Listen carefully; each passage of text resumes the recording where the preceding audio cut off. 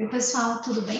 Para quem não me conhece, eu sou a Simone Tassinari e eu vim aqui responder uma dúvida bem interessante de uma aluna que ela disse o seguinte: Prof, como é que eu faço para fazer citação de jurisprudência no meu TCC, na minha dissertação, na minha tese de mestrado? Como é que eu faço no meu artigo científico para citar jurisprudência? Então, eu separei para umas 5 dicas do que fazer e não fazer para citar jurisprudência. Primeira dica é: não faça monstro no seu TCC. Ou não faça monstro no seu trabalho científico. O que é monstro, gente? É pegar também muita criança e colocar ali no TCC, ou colocar ali no artigo científico, ou no trabalho, como se aquilo fosse uma pesquisa de jurisprudência. Gente, não é. Ementas não são representativas do inteiro teor do julgado, ementas não são nem a raça decidente do julgado.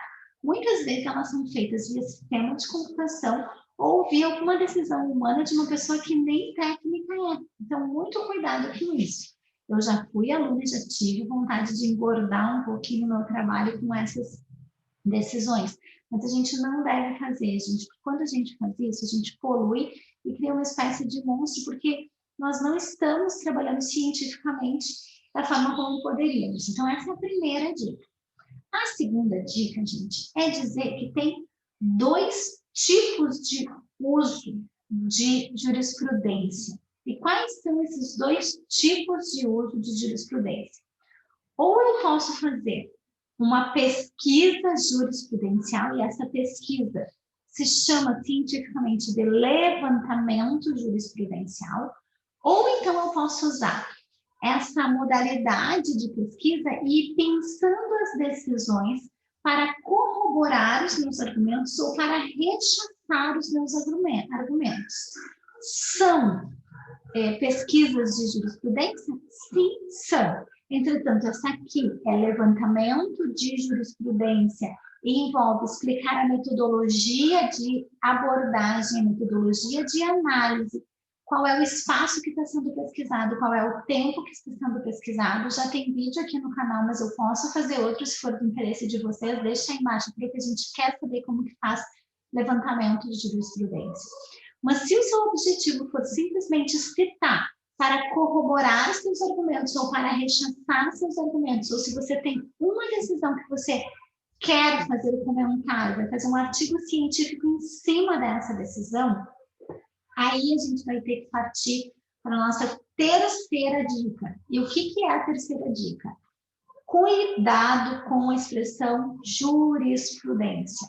A questão mais importante que eu vejo nas teses e dissertações que a gente lê e faz avaliação é chamada jurisprudência quando jurisprudência não é. Ai, como assim, Simone? Jurisprudência é um conjunto das decisões reiteradas do tribunal. Ou seja, é um conjunto de decisões no mesmo sentido. Para eu apresentar a jurisprudência, eu tenho que apresentar uma decisão que seja representante daquelas todas outras no mesmo sentido. Então, se você está citando uma decisão e não sabe se essa é a majoritária naquele tribunal, você não pode dizer que está com uma jurisprudência. Você tem uma decisão. Então, assim, quando nós podemos chamar de jurisprudência?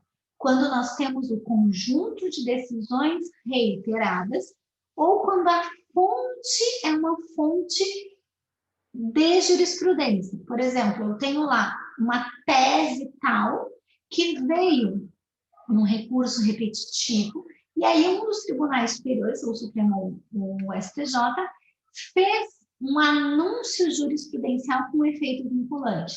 Mas aí, gente, aí eu tenho uma jurisprudência consolidada. Quando eu tenho uma decisão, ela é decisão. E outra coisa que eu também vejo, as pessoas falarem, eu vou trazer aqui 3 jurisprudenciais. Não existe isso, gente. Jurisprudência já é um coletivo. Isso é que nem a alcateia. Lembra lá do primário? Sei lá, vocês não são da época do primário, desculpa confessar a idade, mas lembram da época que a gente trabalhava os coletivos? Então, se eu disser tem uma alcateia, eu estou dizendo que tem um grupo de lobos. Se eu disser, existem alcateias, eu estou presumindo que tem mais de um grupo. Então, quando eu afirmo que existem jurisprudências, eu estou dizendo que tem decisões em sentido contrário, mas que são blocos de decisões em sentido contrário, tá bem? Então, muito cuidado com isso. Já foi a 1, já foi a 2 e já foi a 3. Agora vem a número 4. Simone, como que eu faço para citar a decisão? Eu separei aqui para nós como é que a gente faz isso corretamente. Então, eu vou compartilhar a tela com vocês. Me aumentar um pouquinho, porque eu detesto quando eu fico pequenininha lá. Vocês estão vendo aqui?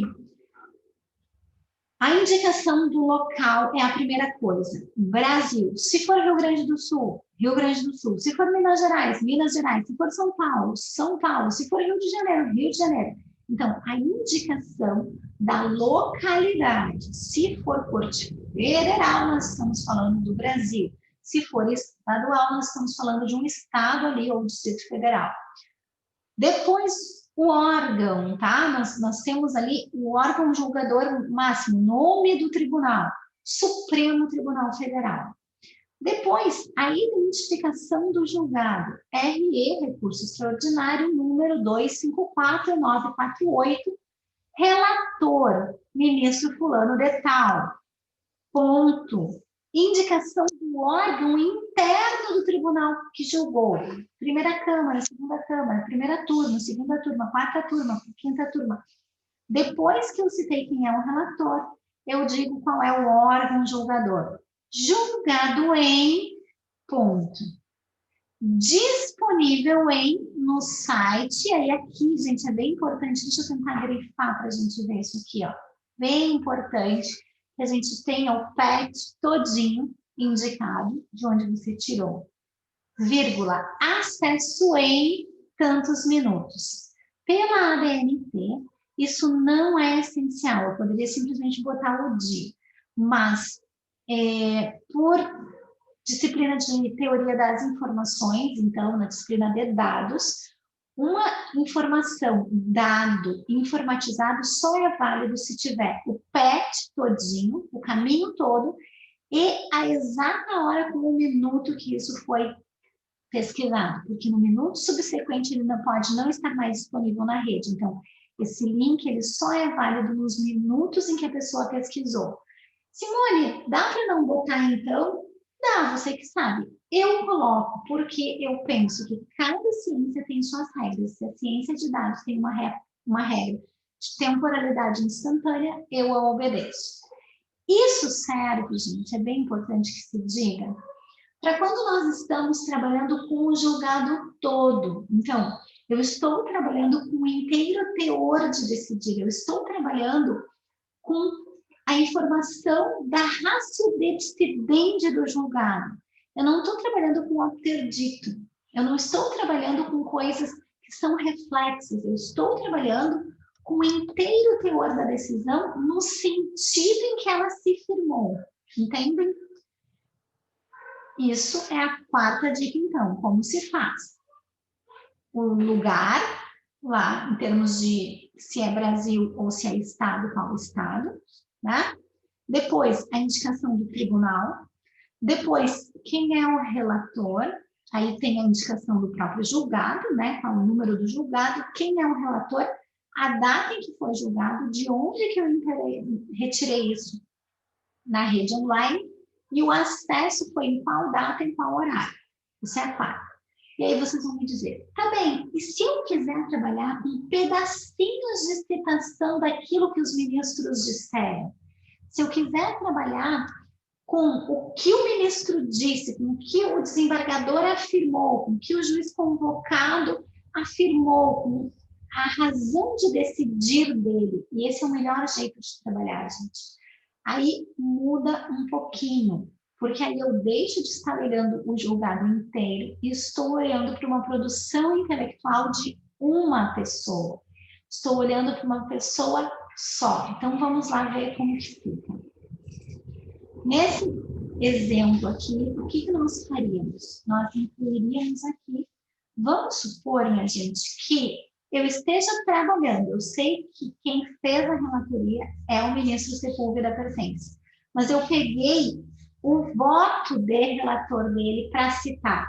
Então, eu vou colocar lá, pertence vírgula, Sepúlveda, inclusive está colocando um acento.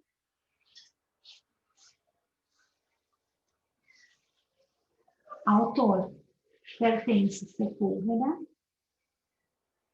Se é importante dizer se é o voto relator ou o voto revisor ou se é o voto vencido, eu escrevo voto vencido. Deixa eu só lembrar para nós. Voto vencido, ponto. E aí, em letra maiúscula, em itálico. Em tanto de tanto de tanto. Então, o que eu faço? Eu estou pegando a indicação de autoria e coloco ela antes do Brasil. Então, fica mais ou menos assim. Sepúlveda pertence, né? Pertence Sepúlveda, porque o sobrenome dele é pertence. E aí, esse restinho aqui. Em, deixa eu me tirar da frente. Tadará, tadará, tadará. Qual é a diferença disso, meu povo? Toda. Quando eu tenho um voto de ministro e esse voto, ou de desembargador, ou voto de julgador, e esse voto é importante porque foi ele que fez, eu tenho que dar a autoria para a pessoa. E dar autoria significa identificar quem é. Se estamos trabalhando com votos relatores e votos revisores, eu posso colocar voto relator, voto revisor. Se foi um voto vencido, é muito importante indicar que é vencido para a pessoa não pensar que aquilo foi dito no sentido que ela esperava. Agora, se eu simplesmente estou num órgão colegiado, como o pleno, e é um voto, não preciso colocar nada, só ponho lá, Fachin, vírgula, Luiz Edson, ou Fachin Edson, como ele se chama, ou Luiz Edson, que é o nome completo, em Brasil, ponto, Supremo Tribunal Federal, blá, blá, blá, blá, blá.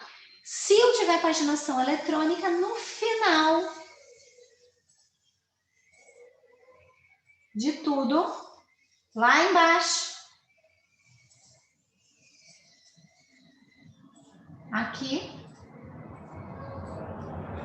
então,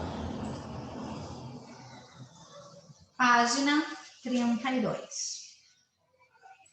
Se eu tiver paginação eletrônica. Se eu não tiver paginação eletrônica, posso escrever sem paginação. Pode escrever que é sem paginação? Sim, não há problema nenhum. Sem paginação.